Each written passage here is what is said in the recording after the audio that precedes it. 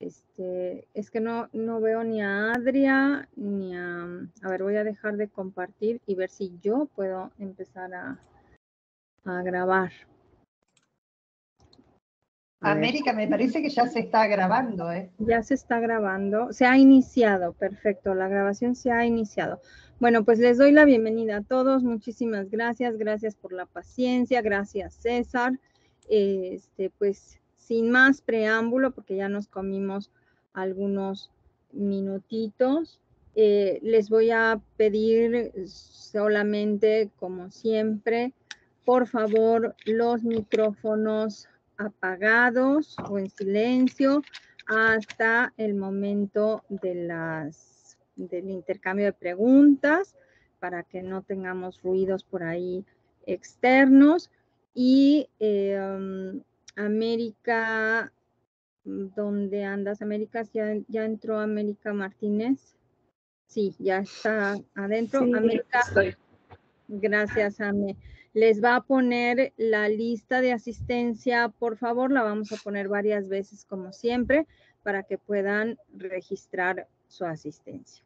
Les vuelvo a pedir, ya es mi costumbre, por favor, sus artículos para nuestro volumen de el año de trabajo, este año de trabajo.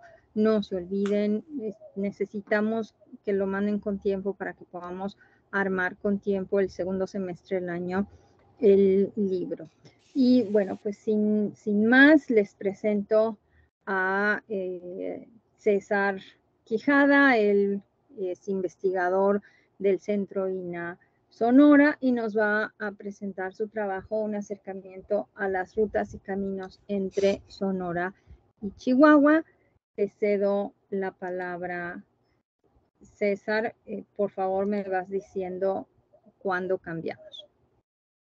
Muchas gracias, América.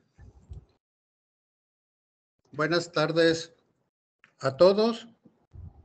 Es un gusto poder participar en el seminario. Habíamos estado ya en anteriores seminarios simplemente como un miembro más, y en esta ocasión, gracias a la invitación de América, les vamos a presentar una serie de ideas que han surgido en el transcurso de mi trabajo en el Centro INAH Sonora.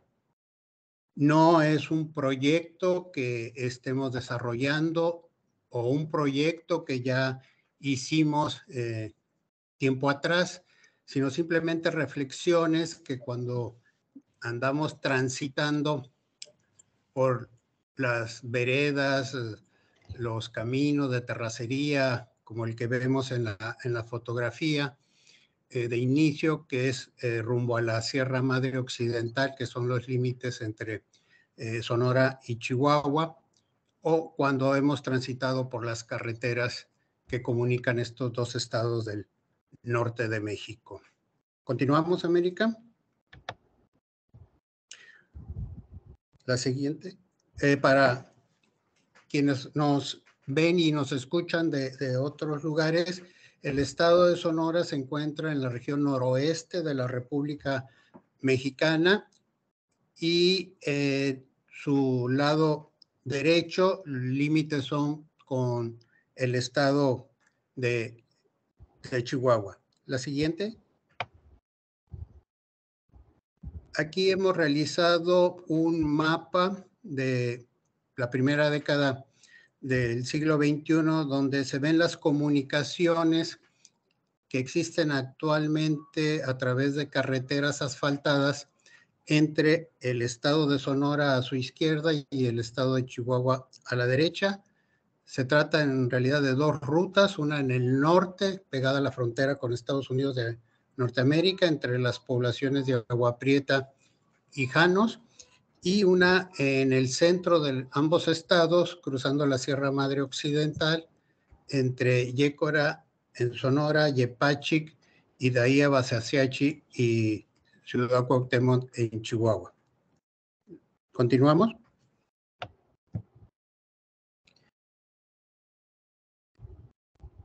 Este es el panorama que observamos cuando transitamos de Sonora hacia Chihuahua por la primera ruta que mencioné, entre Agua Prieta y Janos.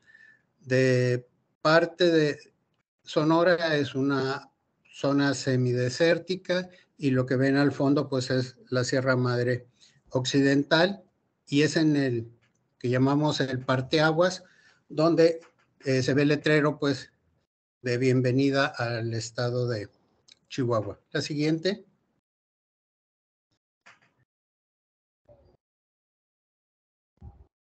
Aquí vemos lo que hemos logrado conocer tanto por documentos como caminando en diferentes tipos de vehículos, el acceso, pero no en el siglo XX, sino desde la época de la colonia. Está el Paso de Guadalupe en la parte más norteña, que curiosamente pasa la actual carretera México 2, muy cerca de este punto.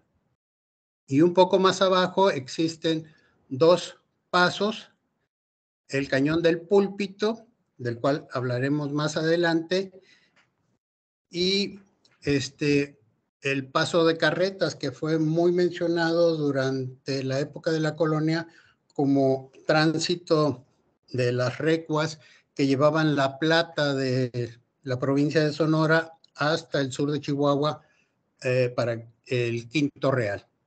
Seguimos. Aquí vemos una panorámica de ese paso y cómo se transita hoy en la actualidad por el río Bavispe, que todavía en la actualidad no hay caminos asfaltados, son caminos de terracería. ¿Seguimos?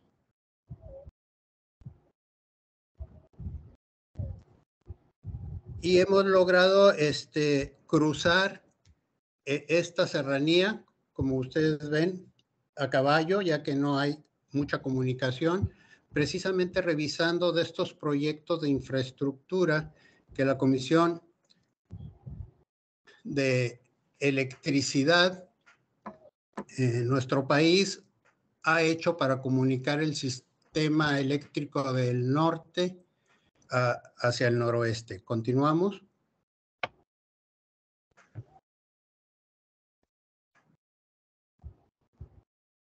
Una más, América.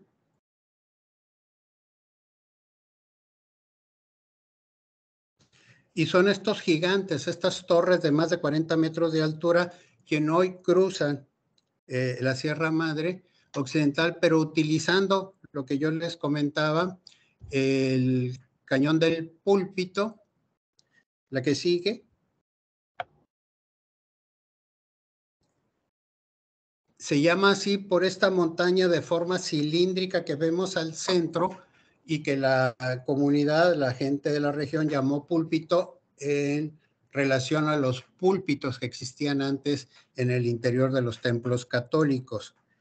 La foto más pequeña es una placa conmemorativa de 1936-34 más o menos, en que el ejército mexicano construyó por primera vez una brecha, un camino de terracería muy elemental por este lado de la montaña para comunicar por primera vez con vehículos, camiones, principalmente que acarreaban madera, Sonora con Chihuahua. La siguiente.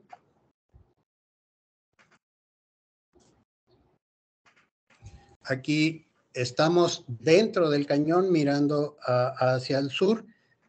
Como ven, pues los vehículos y la forma de transitar de ese camino que se construyó en la década de 1930 es muy difícil. Lo tuvimos que hacer porque andábamos revisando por dónde se iban a construir estas torres de alta tensión. La siguiente. Y lo que fuimos encontrando es el antiguo camino que utilizaron los colonos mormones que vinieron invitados en el periodo presidencial del general Porfirio Díaz a colonizar el norte de Sonora, y se ven todavía las huellas que dejaron las carretas, ¿sí? Y queda como testigo una placa que la misma comunidad de mormones de los Estados Unidos colocó hace algunos años. Desafortunadamente vino la Revolución Mexicana y estas dos colonias que se habían fundado, Colonia Oaxaca, que considero que el nombre fue en honor al estado donde había nacido el general Porfirio Díaz, y Colonia Morelos, pues en significancia al libertador de la independencia. La única que existe hasta el momento, pero ya son poblaciones mestizas, ya no hay mormones, se fueron durante la Revolución Mexicana, es Colonia Morelos, la que sigue, que pertenece al municipio de Agua Prieta, y todavía en la comunidad nos hicieron referencia pues a que estas dos construcciones fueron hechas, principalmente la que se ve hacia abajo, entre 1890 1900. Continuamos.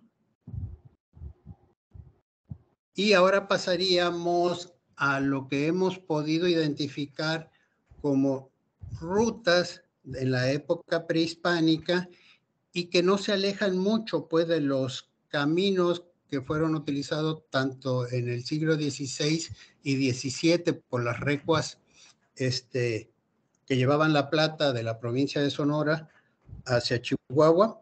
Continuamos.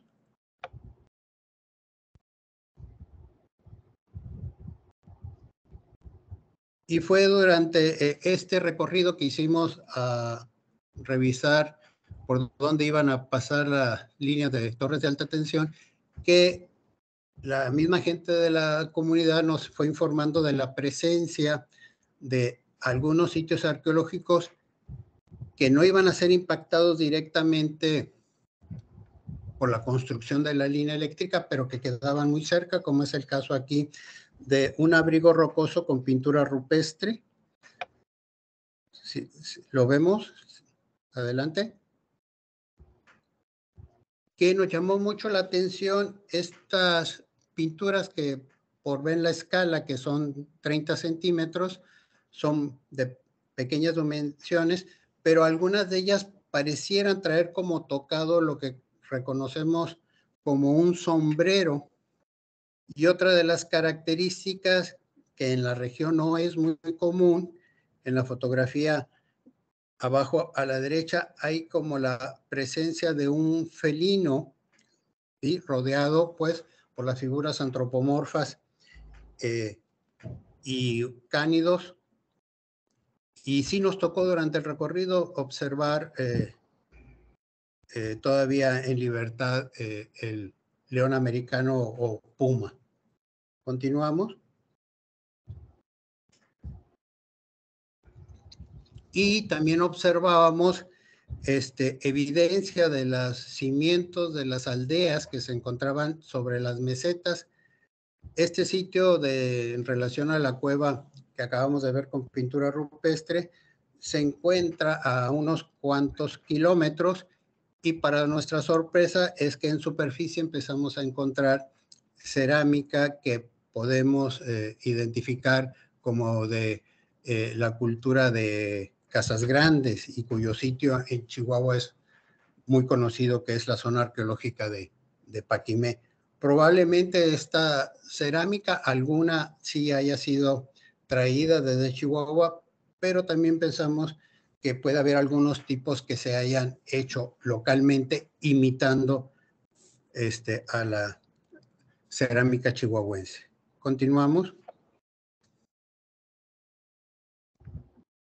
Aquí vemos un rancho ganadero actualmente, pero sobre la parte plana de las mesetas, y que precisamente el rancho se llama Agua Caliente por existir aguas termales en el fondo de la cañada. Vemos que después de correr por el arroyo algunos metros, esa agua se enfría y puede beberse. Entonces, hay asentamientos arqueológicos y todo esto sobre el cauce del río Bavispe, que es el que se utilizó tanto en la época española, repito, para las recuas, y que consideramos nosotros, como muchos de los ríos en muchas regiones donde el agua es muy preciada, sirvieron pues como las rutas o caminos entre estas dos regiones de México. ¿Continuamos?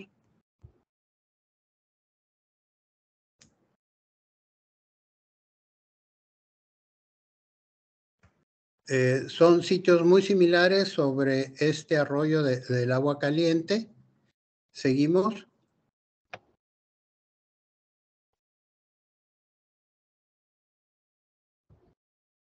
Y como ven, son pequeños abrigos y el tipo de pintura, las figuras antropomorfas son muy similares al sitio que vimos en un inicio, que corresponde pues a la misma cuenca del río Bavispe. ¿Seguimos?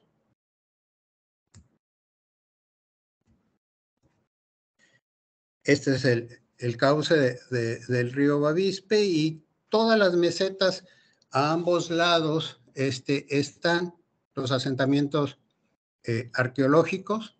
El proyecto eléctrico afortunadamente no afectó ninguno de los que les he mostrado. Continuamos.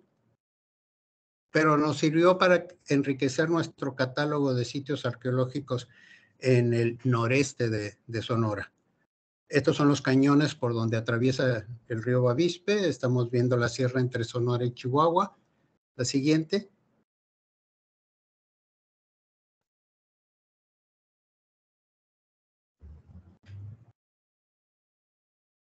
Y aquí estaríamos en un caso muy particular. Les había hablado de la colonia Oaxaca, un asentamiento de los mormones en el final del siglo XIX. Este es su cementerio, pero su cementerio lo hicieron sobre una meseta y en la meseta está el sitio arqueológico. Así que tenemos el sitio arqueológico y un sitio histórico encima. Por supuesto, cuando preguntamos ahí a los rancheros cómo conocían este lugar, pues cementerio de Colonia, Oaxaca. Y así se registró el sitio arqueológico. La que sigue.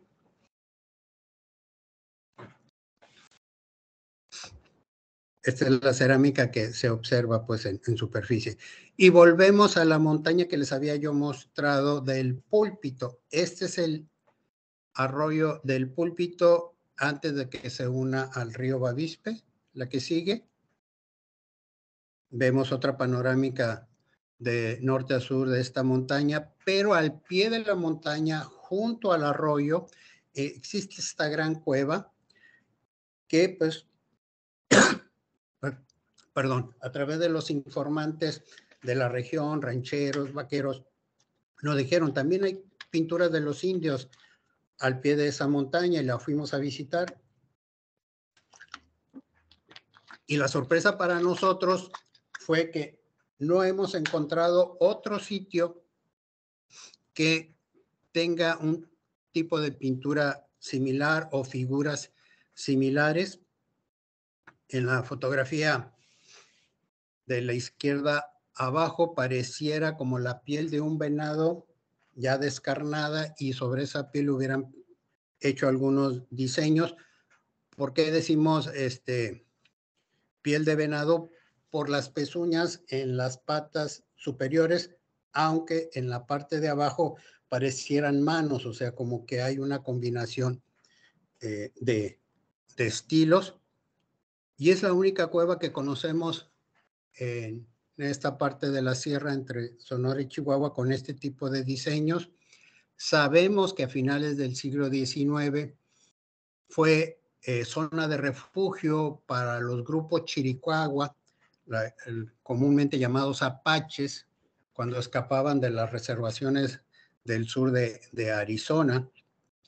pero desafortunadamente el arroyo, cuando llega a llover mucho, ha entrado a este gran abrigo rocoso y ha barrido completamente la superficie. Lo único que encontramos pues es la basura de troncos, madera, cosas así, pero ya se ha perdido el suelo. ¿La que sigue? Y este es el río Bavispe que tanto he mencionado. Fue un presidio militar de los españoles en el siglo XVII y XVIII, tratando de contener pues el avance de los grupos apaches hacia el interior de Sonora. Y hace algunos años el arqueólogo Júpiter Martínez, que él sí tiene un proyecto de arqueología en esta región, ha hecho algunas excavaciones y aquí vemos ejemplos de cerámica y vasijas completas, pues que nos hablan de la presencia de la cultura de Casas Grandes en esta parte del noreste de Sonora. Como vemos, esto que de alguna forma les he ido platicando en el siglo XXI, luego en la época colonial, vemos pues la presencia también en época prehispánica, que cuando la gente, los ingenieros y todos dicen, no, ahora sí ya tenemos una nueva o una comunicación con Chihuahua, pues no es tan nueva, sino ha existido durante siglos. Ahora platicaremos sobre la otra ruta. Continuamos. Que sería la que se encuentra en la parte central de este mapa, que se empezó a construir en la década de los 80 del siglo XX en ambos sentidos, de Hermosillo hacia la frontera de Sonora y Chihuahua y de Chihuahua hacia la frontera estatal, lográndose alrededor de 1994 unirse ambas carreteras en el límite estatal. Y se decía pues que se había logrado una segunda comunicación entre ambos estados. La que sigue.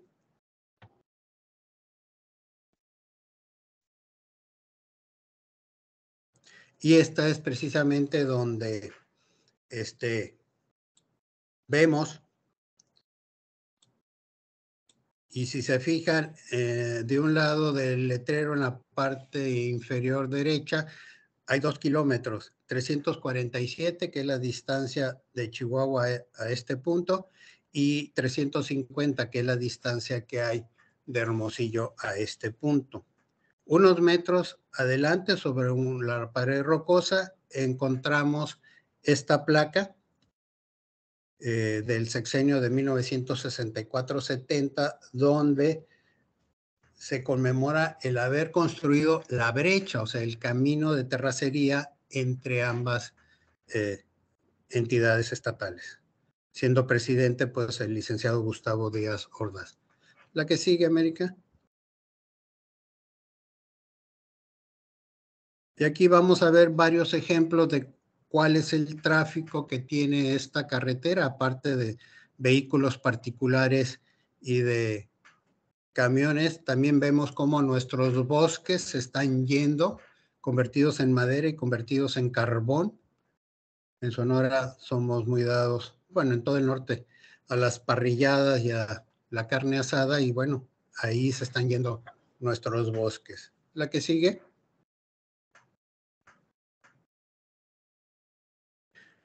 Ese es el puente para cruzar el río Yaqui, que es el río más caudaloso de Sonora en esta ruta. Lo que les mencionaba, los transportes de pasajeros, transportes de mercancía, la que sigue.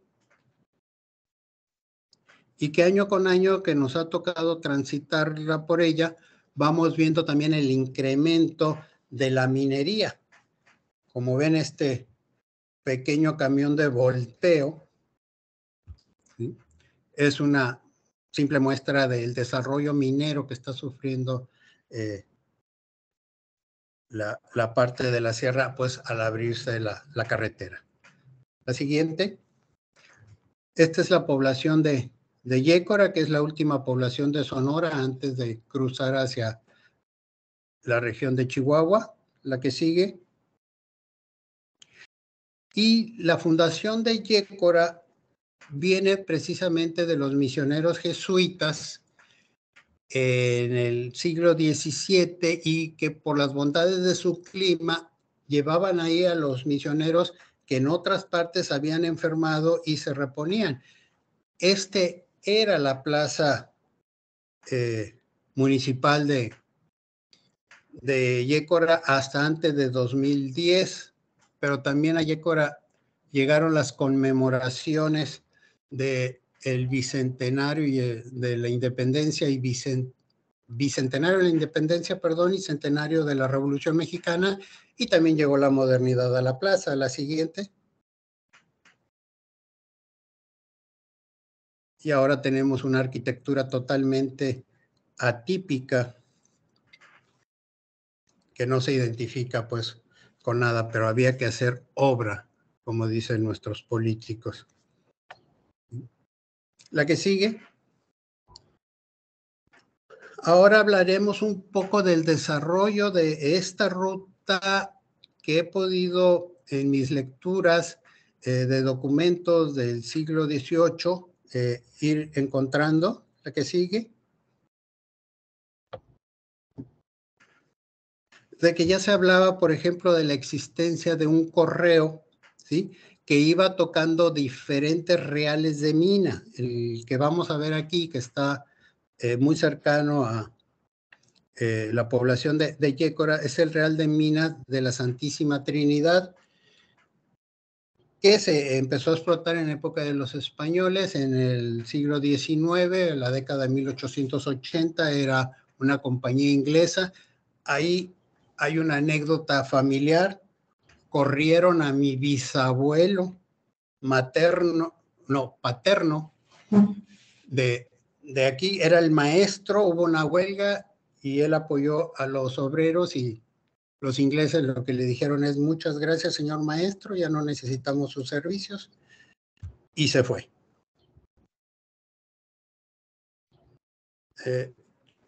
Continuamos.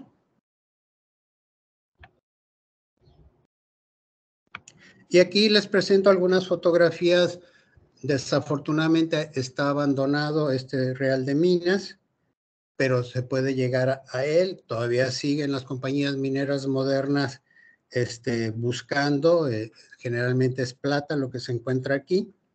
Continuamos.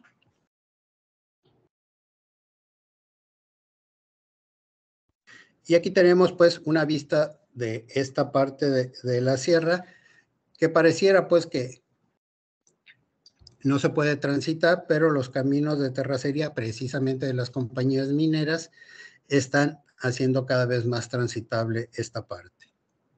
¿Seguimos? Una más, por favor.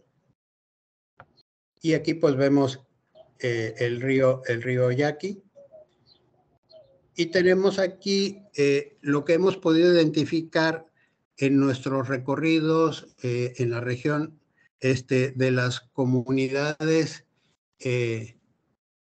nativas, que son los llamados pimas en castellano, o ova, se dicen así mismo a ellos, que significa en su idioma la gente. ¿Sí? Continuamos. Y que hemos tenido la oportunidad, junto con el misionero, el padre David Beaumont, norteamericano él, pero ya nacionalizado mexicano, en recorrer los sitios con la comunidad Pima, que ellos consideran sagrados, que son cuevas o abrigos donde hay pintura rupestre, y nos han permitido pues hacer un registro. Ellos nos han acompañado en diferentes ocasiones, desde 2004 más o menos, así. A veces visitamos en un año un sitio, a veces visitamos 5, pero es un trabajo voluntario que hacemos y que nos ha enseñado mucho de la riqueza arqueológica de esta región. Continuamos. Y vamos a ver pues algunos ejemplos de estos sitios cuya característica de su gráfica rupestre es muy particular. No son de grandes dimensiones las pinturas, no son muy variados los colores. Y lo que nos ha llamado mucho la atención es que las comunidades indígenas no tienen la menor intención de explotar turísticamente esto, sino lo que ellos quieren es como recuperar su memoria histórica. Eso ha logrado que compañeros arqueólogos y historiadores del Centro INAH con un servidor hayamos podido trabajar con el padre David y hacer dos pequeñas publicaciones. Una se llama La memoria de las rocas, hablando de los sitios con pintura rupestre, pero la primera parte del libro lo escribió el antropólogo Alejandro Aguilar Seleni, hablando de las comunidades vivas, de los actuales pimas y en qué condiciones de pobreza extrema viven. La que sigue.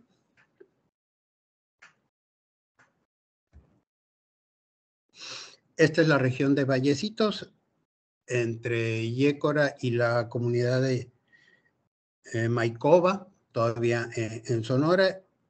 Y este hermoso paisaje, pues ahora corre peligro por las compañías mineras que se están desarrollando en esa región. La que sigue.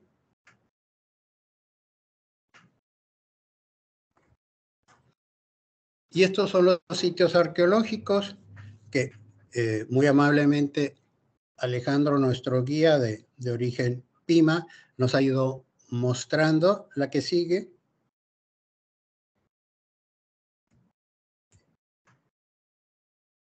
Y aquí, por ejemplo, él nos está platicando de qué es la vereda que ellos han utilizado antes de la existencia de la carretera entre la comunidad de Yécora y Maicova. Y cuando nos llevó ante este montículo, nos platicó que cuando ellos cruzan, porque algunos todavía lo siguen utilizando, arrojan, si son hombres, 3 piedritas. Y así es como se formó este montículo. Si son mujeres, depositan 4 piedras. Cuando yo le pregunté cuál era la diferencia, por qué las mujeres depositaban una piedrita más, lo que él contestó fue, es que ellas tienen la vida más difícil. Esa fue su respuesta. Pero la ofrenda la hacen precisamente porque desean tener un buen viaje, un buen transcurso. Y más o menos se encuentra a la mitad de las dos poblaciones que les he mencionado. La que sigue.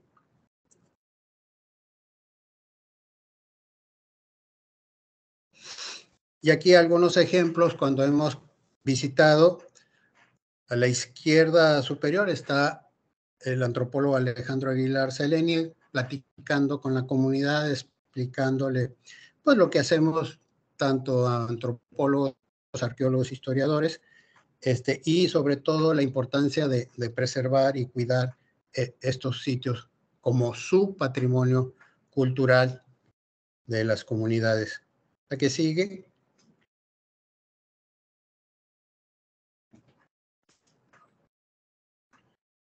Una más, América. Y aquí vemos pues nuestros equipos de trabajo. Nos acompañan mujeres, hombres, niños, ¿sí? Y bueno, de esta forma, así como una charla entre amigos que nos interesa el tema de los caminos, los senderos, las brechas, y que algunos de ellos hemos andado de 1000 formas, es que les presento estas conjunto de ideas que quise pues compartir con ustedes. Muchas gracias. Muchas gracias, César. Qué bonito recorrido nos llevaste a pasear. Bueno, no sé si hay comentarios. Ahora vemos. Pueden, por favor, abrir sus cámaras para que los veamos. Y bueno, está el link el enlace para pasar lista. Parece que no hay preguntas. ¿Alguien quiere levantar la manita? Sí, América, luego Víctor, por favor. Sí, bueno, pues muchas gracias, profesor. Igual muy padre y como muy lindo en el sentido de justamente como sacar estos otros provechos a las investigaciones, ¿no? Como bien señalaba, a veces creo que no necesitamos justamente eso, ni un proyecto formal o que el CIP o algo tan, digamos, formal, ¿no? No digo que no sea necesario, o sea, se requiere, pero justo creo que es un ejemplo de cómo podemos hacer otro tipo de investigaciones, en este caso tal vez sí más desde un enfoque arqueológico, el mismo que yo comparto, pero en ese sentido creo que también abre esta otra manera, ¿no? También de presentar estas tanto experiencias y que, bueno, en su momento se pueden convertir justamente en una investigación, ¿no? Que seguramente a partir de esto usted ha generado otras investigaciones, ideas, hipótesis, etcétera. Entonces, al respecto, bueno, yo conozco justamente estas dos rutas, en concreto más pues desde el lado de Chihuahua.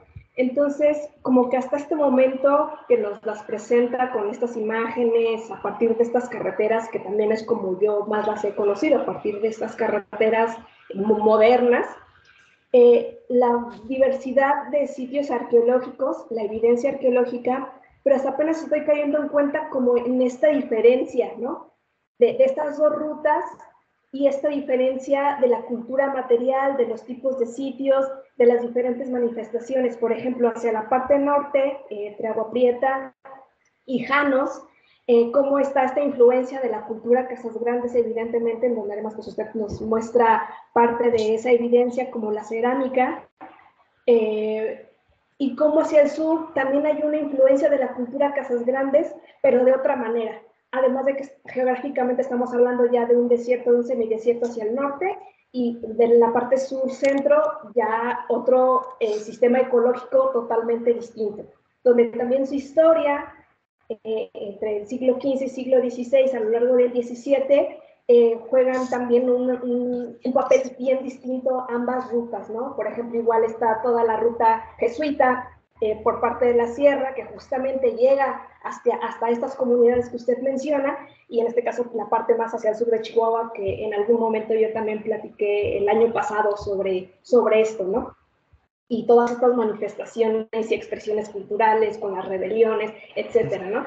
Entonces, como que hasta este momento me cayó ese 20 de cómo, digamos, tan cerca, por decirlo de alguna forma, digo, y cerca también porque estamos hablando de las entidades más grandes del país, ¿no? Entonces, evidentemente, la diversidad arqueológica y ecológica y geográfica, pues es muy grande, ¿no? Pero quería yo como que reflexionar sobre esto, ¿no? Cómo estas expresiones culturales prehispánicas, históricas, incluso actuales, como la explotación minera en la sierra y de la madera, que yo conozco más de Cuauhtémoc y Krill en adelante, que es algo garrafal, ¿no? Entonces incluso nos podemos hacer estas asociaciones hasta la actualidad, ¿no? Y, o sea, no solo se queda en lo prehispánico ni en lo histórico, sino justamente trasciende hacia lo actual, ¿no? Entonces, yo más bien como que quería hacer esta reflexión sobre esta diversidad a partir de estas dos carreteras modernas,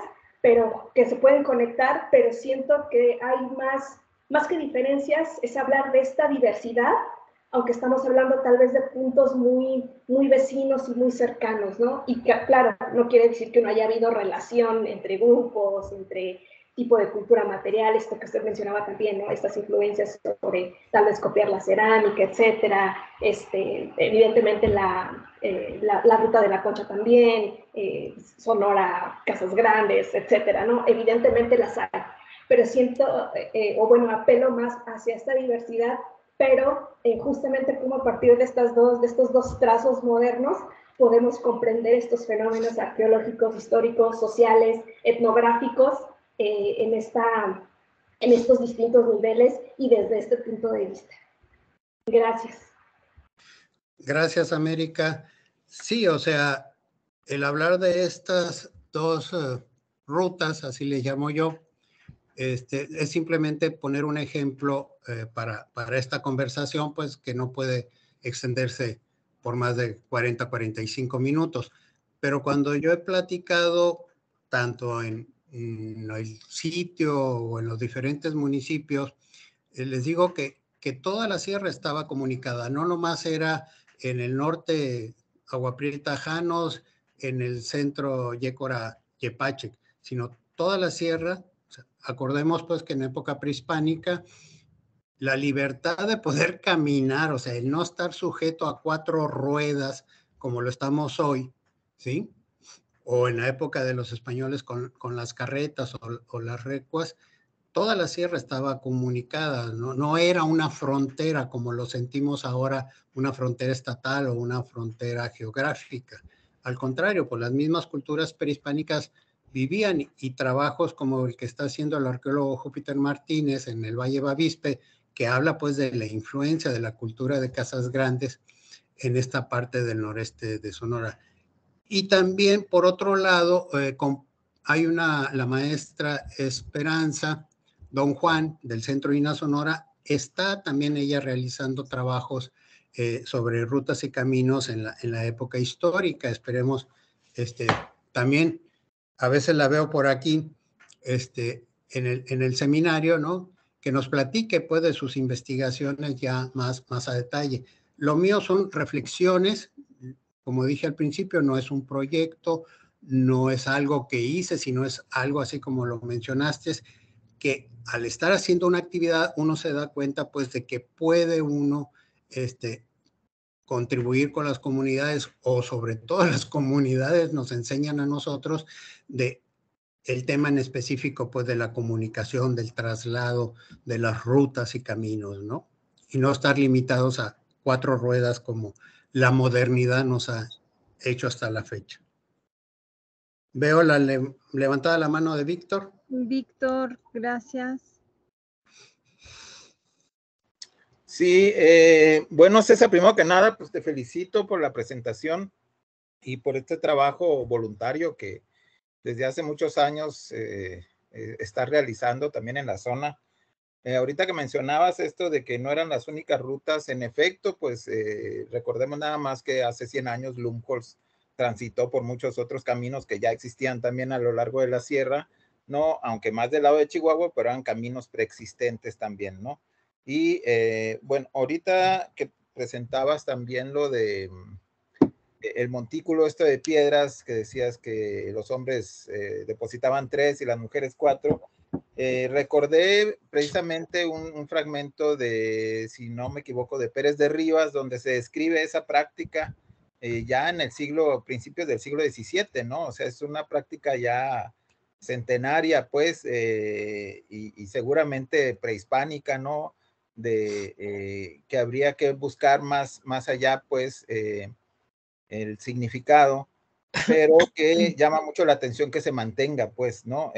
A tantos siglos de distancia, que se mantenga esta práctica, como muchas otras que menciona el mismo Pérez de Rivas, ¿no? Cuando hace sus descripciones de toda esta región. Y por otro lado, me surge la duda, tú que has andado ahí con el padre David registrando los abrigos y cuevas con pintura rupestre, pues yo he visto nada más las publicaciones estas que mencionaste, pero no se dice mucho en estas publicaciones del contexto arqueológico de esas cuevas. No sé si nos pudieras platicar un poquito más, si dentro de las cuevas, aparte de la gráfica rupestre, se encontró material arqueológico, si se pudieron datar de alguna forma, o si eran cuevas también que funcionaban como habitación, o eran cuevas nada más con gráfica rupestre, etcétera. ¿Qué otro, más bien cuál es el contexto pues arqueológico de estas cuevas? Y se ve que pues siguen en uso, ¿no? Siguen significando mucho para las comunidades, y en ese sentido, pues no sé si se pueda detectar también en las cuevas pinturas más viejas, pinturas más nuevas, ¿no? Si se está reutilizando el espacio de alguna forma, ¿no? Sí, Víctor, durante los recorridos que hemos hecho con la comunidad Pima, no nomás hemos visitado abrigos o cuevas con pintura rupestre, también hemos visitado cuevas funerarias. había la costumbre prácticamente hasta principios del siglo XX de utilizar algunas cuevas como lo que hoy llamaríamos cementerios, pues que son cuevas funerarias, y nosotros por respeto nunca tomamos fotografías de estos lugares, sí los visitamos y hemos visto, pues, inclusive en algunos todavía existen fragmentos de petates en que estuvieron envueltos los cuerpos. Se hizo en 2016 una visita junto con la antropóloga del Centro INA, Patricia Hernández, para ver en qué forma se podía, pues, implementar un proyecto de investigación, claro, siempre y cuando se tuviera la venia, pues, de las comunidades. Y los sitios que hemos visitado donde hay material es muy escaso, no hay un proyecto de excavación, todo eso. Lo que hemos visto en superficie son cerámicas domésticas, metates, fragmentos de mano, pero que pueden ser relativamente modernos, que no nos pueden dar una fecha. Y en exclusiva pareciera que los lugares donde están las pinturas no hay material arqueológico o está cercano en otro lugar, ¿sí? Como que era su sitio sagrado, su sitio respetado, y donde vivían, donde hacían sus actividades, donde ves inclusive morteros fijos en las rocas, están en otro espacio, ¿no? A veces a unos cuantos metros o a veces mucho más retirados, del otro lado del arroyo, por ejemplo, ¿sí? Pero sí, ha sido más que todo un registro de la pintura rupestre. En cuanto a saber si algunas pinturas son más antiguas que otras, no nos ha sido posible identificar. Lo que sí hemos encontrado es que muchas veces un sitio presenta figuras geométricas y antropomorfas en rojo y negro, por ejemplo, y cuando aparece la pintura blanca en otro lugar, no hay las primeras, la rojo o en negro, todas son blancas, y sí pareciera por la forma en que fueron hechas las pinturas como más recientes, como menos cuidado al preparar la pintura en color blanco, que generalmente pues es a base de cal, ¿no? Esa es la única diferencia que pudiéramos, pero desafortunadamente poderte decir las rojo y blanco son más antiguas. Esa es mi impresión personal, pero no sabemos cuál es su antigüedad. Ah, ok. Gracias, César. Sí, Gracias, para servir. César. Bueno, voy a leer algunos comentarios y antes de los comentarios, a mí con el montículo, ya que estaban hablando Víctor y tú sobre el montículo de piedras, me recuerda a las apachetas en toda la región de Sudamérica, ¿no? De toda la parte andina. Estas apachetas que están a lo largo del Capacñá, y a veces no están en el Capacñá porque más al sur, hacia el norte chico chileno, la zona de Salta, Jujuy, son precisamente esos lugares por donde se pasaba, por donde había caminos y se arrojaban piedras y se han formado estos montículos que se llaman apachetas, ¿no? Tal vez no siendo, pensando en una comunicación ni nada por el estilo, por supuesto, ni siendo difusionista ni nada de estas cosas, pero sí hay como un núcleo duro por ahí, me parece que, como dice Alfredo López Austin, de todos estos grupos, ¿no? Que de alguna manera migraron y ocuparon todo el continente, ¿no? Voy a leer muy rápido, nada más era así como un comentario antes de que se me olvide, ¿no? Y antes de que se me olvide la respuesta, América, no es el único montículo que hemos encontrado. Presenté la fotografía del más grande, el más bonito, ¿no? Pero sí, los hemos encontrado en otras partes de la sierra, no sobre esta ruta, pero en otras partes de la sierra, de dimensiones más pequeñas.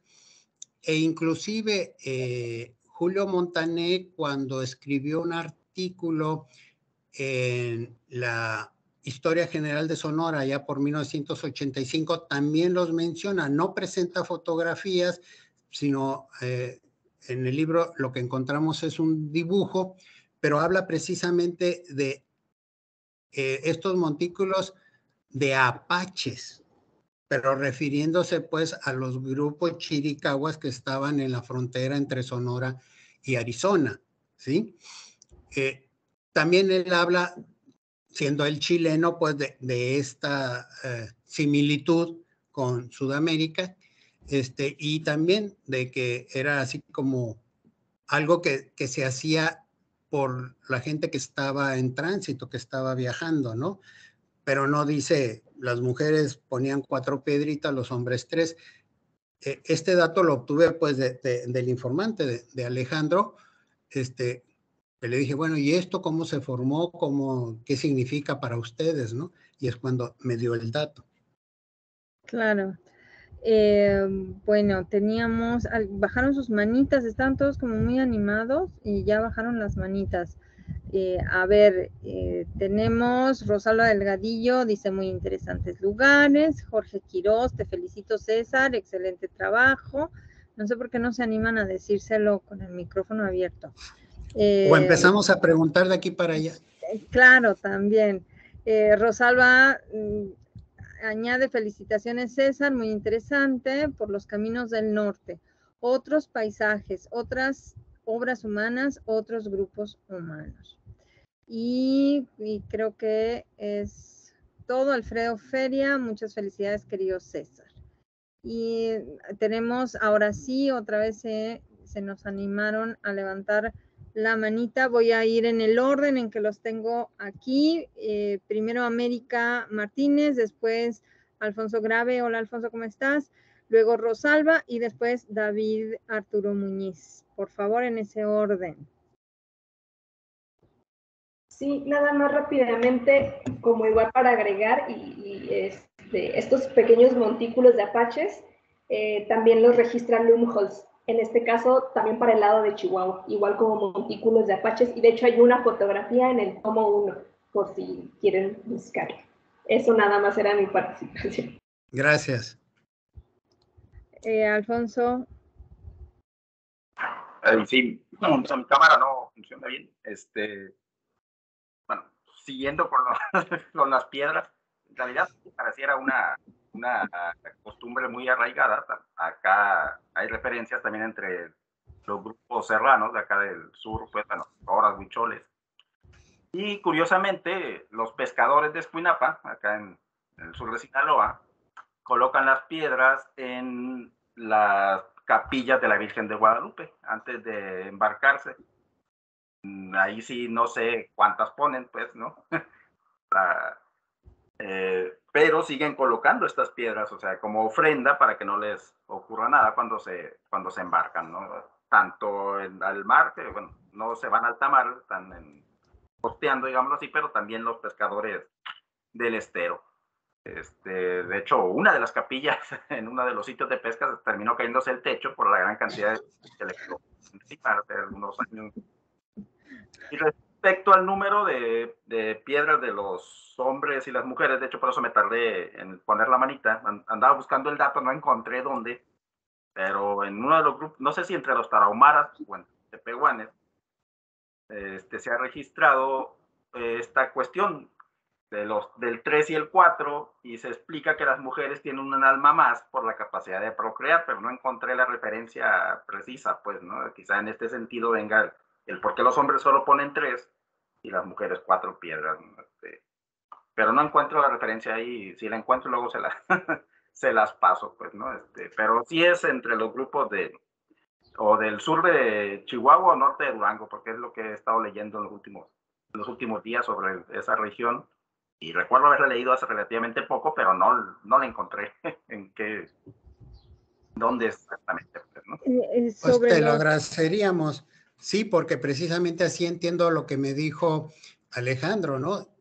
¿Por qué las mujeres 4? Porque tienen una vida más difícil, o sea, el tener un parto sí que es difícil, ¿no? Entonces sí, pueden crear vida, ¿no? Pues sí. Sí, Pero se también para el explica. bautizo, ¿no? A los niños, a los varones se los bautiza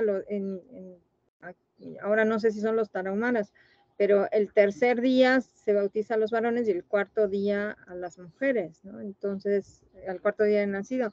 Entonces, ahí está la relación. Tenemos que ponernos a trabajar sobre esto, ¿no? O preguntarle a nuestros amigos antropólogos si algo han descubierto ellos. Bueno, sí, según te la leí entre uno de los antropólogos, pero no recuerdo a quién. Si Bueno, lo encuentro antes ahí de luego nos compartes. que terminemos, les paso la. Muy bien. Rosalba, por favor. Y luego, después de David, Noemí Gutiérrez desde Argentina nos está acompañando. Buenas tardes a todos, pues felicitar a César, muy interesante y pues los paisajes espectaculares que privilegio disfrutar de ellos. Yo te iba a hacer algunas preguntas. Si potencialmente no pudiera haber momias en estas cuevas, ¿qué tanto se presta el clima como para que hubiera fardos funerarios con momificados? Y la otra es, si has podido trazar líneas de migración, de cómo entraron los grupos apaches, que son grupos foráneos, que son invasores de esta región y se apoderan de ella y ya después, claro, después de varias generaciones ya también se vuelven nativos. Pero ¿cómo penetran estos grupos?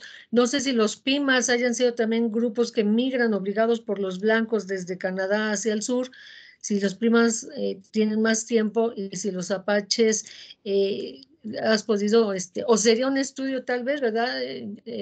Observar estos flujos de migración de grupos de Estados Unidos que entran hacia lo que ahora es el territorio mexicano. Gracias por tus felicitaciones, Rosalba. En cuanto a lo de las momias, sí, se localizó desde la década de 1960 dos cuerpos que les hemos llamado momias, pero en realidad se tuvieron una deshidratación, por decirlo así, natural, se conservaron en estas cuevas. En aquellos años, rancheros las retiraron de estas cuevas funerarias, pero alguien afortunadamente en el pueblo de Yécora las trajo a la Universidad de Sonora y se encuentran actualmente en el Museo de Historia Regional de la universidad, al resguardo, y ya se han hecho algunos estudios de ellas. Sabemos que son femeninas las dos, entre 30 y 40 años. Pero a raíz de la minería, en una solicitud que se hizo al centro INA, pues de que se inspeccionara unos terrenos, en especial una montaña que se le conoce como la Yaqui, pero que no tiene nada que ver con el grupo indígena, se hizo prospección y se encontró un abrigo que era, pues en realidad, una cueva mortuoria.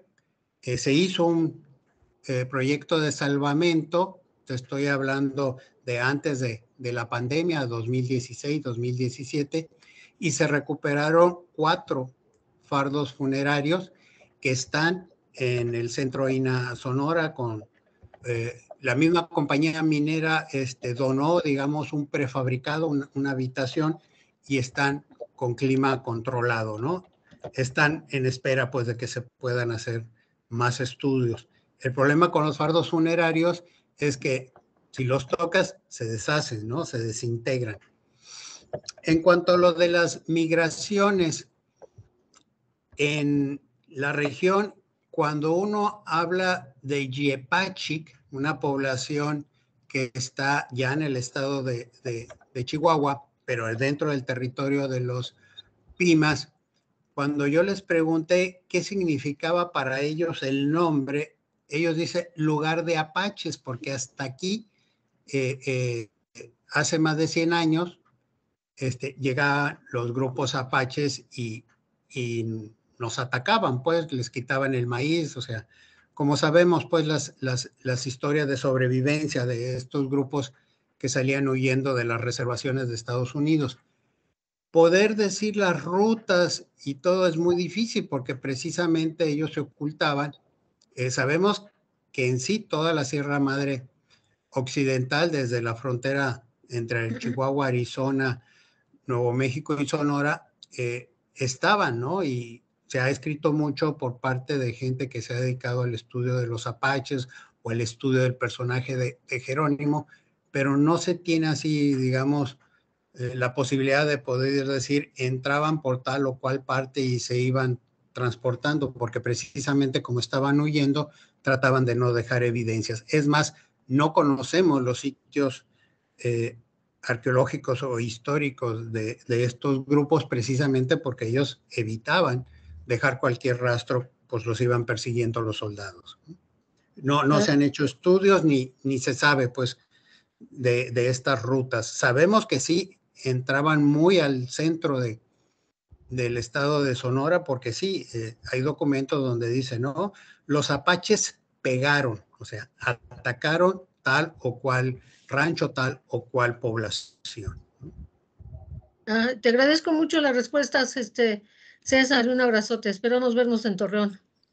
Muy bien, un abrazo. Gracias, igualmente. David Arturo Muñiz, por favor. Sí, gracias, Mónica, gracias. Un gusto saludarte, César. Es muy padre la presentación, gracias.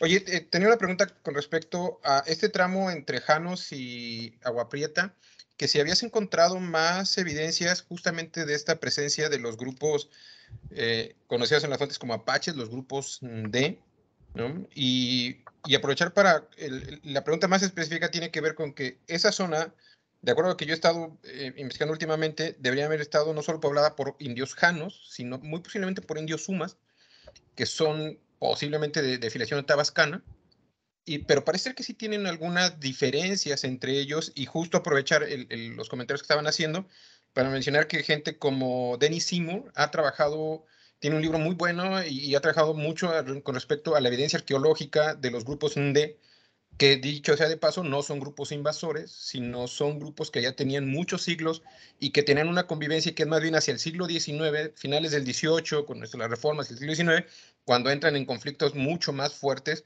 con la institucionalidad del Estado español y los grupos.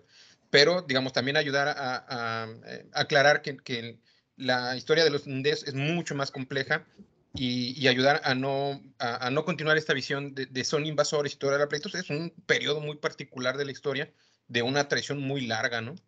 Pero por eso me llama mucho la atención la pregunta, César, es sobre estos más evidencias de grupos apaches en ese tramo.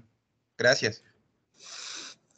Gracias por tu pregunta. No hemos encontrado más evidencia. En las lecturas, a mí me llama mucho la atención el personaje de Jerónimo y siempre procuro en las librerías en la Ciudad de México, donde han de buscar literatura referente, pero en campo no hemos podido. Hubo cuando estábamos transitando por el Cañón del Púlpito, allá en la década de los años 30 y 50, investigadores norteamericanos nos platicaban los rancheros que andaban buscando precisamente evidencias de grupos apaches, y así fue como dimos pues con la cueva del Púlpito al pie de la montaña del mismo nombre, pero no, de ahí no. Lo que sí sabemos por las fuentes de los jesuitas y de los militares españoles en esta parte del noreste de Sonora es que los grupos eran ópatas hasta donde llegaron las misiones y los presidios. En esta región está el presidio de Bavispe, del cual presenté una fotografía donde estaban las dos vasijas tipo de casas grandes, y el presidio de Fronteras debe su nombre precisamente hasta que ahí llegó la frontera en la época de los españoles. De ahí hacia el norte, los españoles no pudieron avanzar. Hubo intentos de poner más presidios más al norte, fracasaron, y fue por otro lado que lograron avanzar más al norte en lo que hoy es el territorio de Arizona, en el presidio de Tubac y hasta Tucson. Pero, digamos, está alejado de la zona que les platiqué el día de hoy.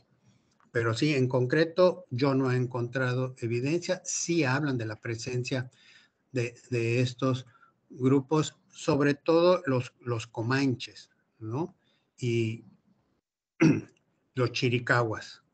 Sí, porque inclusive las montañas al sur al norte de la frontera con Sonora, en Arizona, así se llaman, chiricahuas, y cuando he preguntado a mis colegas de Arizona es precisamente porque ahí se estableció este grupo que es parte del nombre genérico de apaches, ¿no? Pero ya en Chihuahua sí no he caminado, no he tenido oportunidad.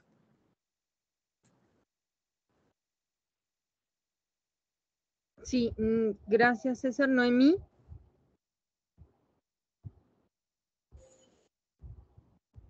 Sí, hay una consulta.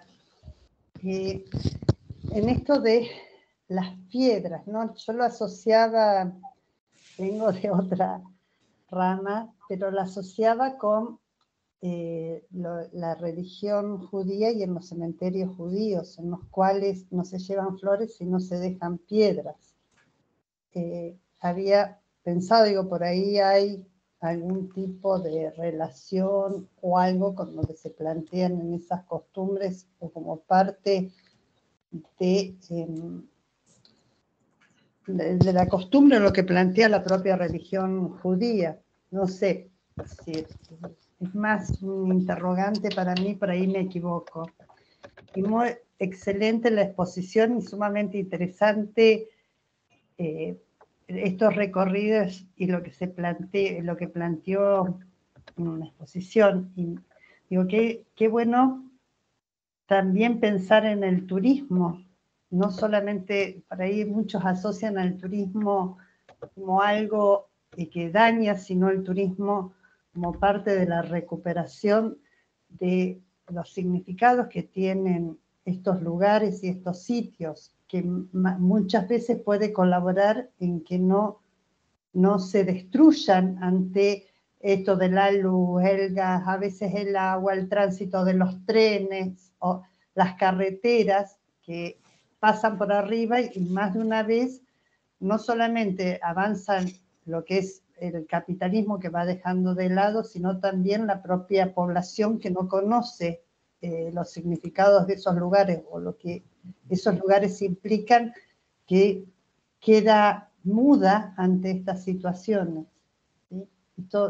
Y también en esto del pensar estos recorridos como caminos de encuentro, no solamente lo que se hacía antiguamente, sino también ahora como camino de encuentro con el pasado y la propia historia. Gracias. Gracias por el comentario. Sí, de hecho, la carretera del norte entre Agua Prieta y Janos ha beneficiado a muchos sonorenses que hacen turismo yendo a conocer la zona arqueológica de Paquimé en el noroeste de Chihuahua. Yo he estado en reuniones ahí en el Museo de las Culturas del Norte y salir y encontrarme a sonorenses visitando el museo, ¿no? Dice, bueno, pues es que tuvimos unos días y como ya está el acceso más fácil en automóvil, pues nos venimos a conocer la zona arqueológica, ¿no? O sea, sí están fomentando de alguna forma, ¿sí? Este turismo. Y también la gente de Chihuahua viene a las playas de Sonora. Es muy común ver, sobre todo en la ruta de la sierra entre Yepachic y Yécora, vehículos con las placas del estado de Chihuahua y se nota, o van de regreso y ya llevan ahí el salvavidas y la tabla de solfear y todo eso, o van hacia las playas sonorenses a disfrutar del mar, sobre todo en Semana Santa. Gracias, César. Tenemos 2 comentarios más. No sé si alguien más quiera levantar la mano. América Martínez otra vez nos dice que del lado de Chihuahua también se han reportado hallazgos de momias y que el mismo Lumholtz los presenta fotografías en su México desconocido.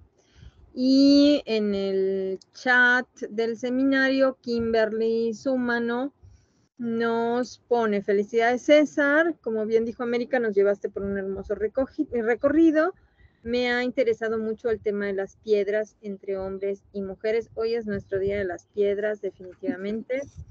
Específicamente el tema de mujeres por los caminos o senderos. Si recuerda la referencia a Alfonso Graves, sería maravilloso que la compartiera. No sé si queda alguna pregunta por ahí. Si no, pues estamos terminando nuestra sesión del día de hoy. Les recordamos, está el enlace para registrar su asistencia. Lo vuelvo a poner en este momento por si alguien falta, a alguien se le pasó. Aquí lo acabo de poner. Y pues bueno, pues nada más nos queda agradecer a César. Hermosa la presentación, la verdad. Y revisó tu escrito, claro que sí, supongo que es... Es un borrador, lo puedes destruir con toda confianza para que se pueda publicar. Claro que sí, muchísimas gracias, César. Estamos en contacto todos. Claudia López, muchas felicidades, excelente trabajo, muchas gracias. Y Ofelia Márquez, muchas gracias, muy interesante presentación. Pues no queda nada más que agradecer y estaríamos aplaudiendo todos muy fuerte, nada más que no se nos escucha. Nos vemos la próxima sesión y bueno, pues estamos en contacto por el chat. Muchísimas gracias a todos, bonita tarde. Buenas tardes. Hasta luego. Hasta luego. Buenas tardes, muchas gracias.